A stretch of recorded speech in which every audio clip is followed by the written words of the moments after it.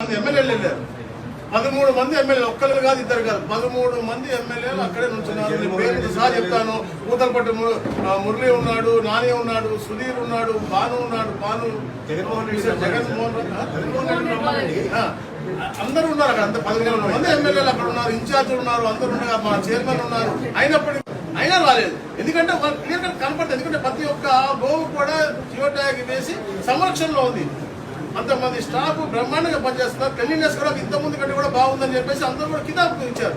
ఎలా అయితే రాష్ట్రం ముందుకు అభివృద్ధిలో తీసుకెళ్తాను, గోతులకు తీసుకెళ్తాను, అన్ని రంగాల్లో కూడా అన్ని మతాలు గౌరవించుకుంటూ ఈరోజు మనం ఒక మతానికి ఒక కులానికి ఇక్కడ ప్రభుత్వం వేరు, అడ్మినిస్ట్రేషన్ వేరు, ఇది వేరు. అందుకని ఈరోజు పాస్టర్లకు కూడా మేము డబ్బులు ఇచ్చాం. అంటే మేము వేరే కులాలకు మేము యాంటీ కాదు. మేము ఏ మతాన్ని నమ్ముకుంటారో, ఏ ధర్మాన్ని నమ్ముకుంటారో దాన్ని పరిరక్షించే బాధ్యత ప్రభుత్వానికి ఉంటుంది.